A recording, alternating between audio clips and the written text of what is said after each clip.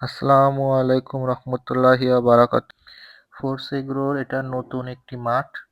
এই যে দেখতে পাচ্ছেন, মূলত আমরা পেয়ারা, মালটা, রসুন সমন্বয়ে একসঙ্গে চাষ করতেছি। এই যে আমাদের দার্জিলিং কমলা গাছ, এই যে পেয়ারা। মূলত আমরা একই জমিতে নানান চাষ করে জমিটা ফেলায় রাখার থেকে কিভাবে আমরা কিছু টাকা ইনকাম করতে পারি, সেটা আমরা চেষ্টা চালিয়ে যাচ্ছি। আমরা মূলত রসুন এই কিছুদিনের মধ্যে হারভেস্ট করতে পারবো বলে আশা রাখছি। সামনে ঈদকে কেন্দ্র করেই আমরা রসুন আবাদ করছি।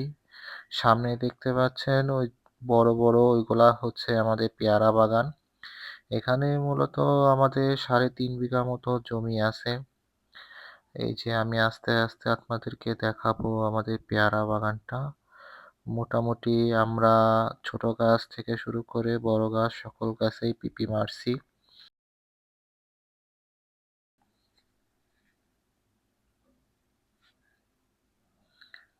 আমরা আস্তে আস্তে আমাদের পেয়ারা বাগানের দিকে যাই, আপনাদেরকে দেখাই।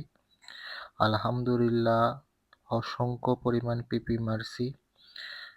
এবছর পেয়ারার দাম কিছুদিন খুব ভালোই দেখছি, বাজারটা খুবই ভালো। এই যে আমাদের পেয়ারা গাছ, এই যে দেখেন পিপি মারছি। গাছের পাতাগুলা লাল হয়ে গেছে, খুব তাড়াতাড়ি সেচ সার দিতে হবে। এই যে আলহামদুলিল্লাহ আলহামদুলিল্লাহ, আল্লাহর শুকরিয়া, এত সুন্দর ফল দিছে। এখন দেখা যাক আমরা কতটুকু আগাইতে পারি। এই যে আমাদের পেয়ারা বাগান, এই বাগানটার বয়স 3 বছর মতন হলো। এই যে দেখা যাচ্ছে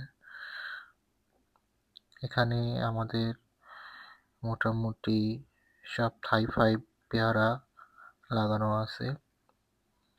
এই যে দেখতে পাচ্ছেন আমাদের পেয়ারা গাছগুলা, আলহামদুলিল্লাহ অনেক অনেক সুন্দর।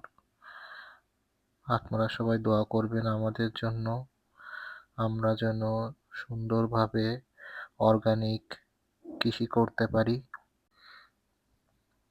আলহামদুলিল্লাহ, পিপি যেগুলা মারা হয়েছে, আশা রাখছি আমরা 1-1.5 মাসের মধ্যে হারভেস্ট করতে পারবো। রোজার মাঝ বরাবর পেয়ারার দামটা আশা রাখি ভালো হবে। আপনারা সবাই দোয়া রাখবেন আর ফোর্স এগ্রোর সাথেই থাকবেন।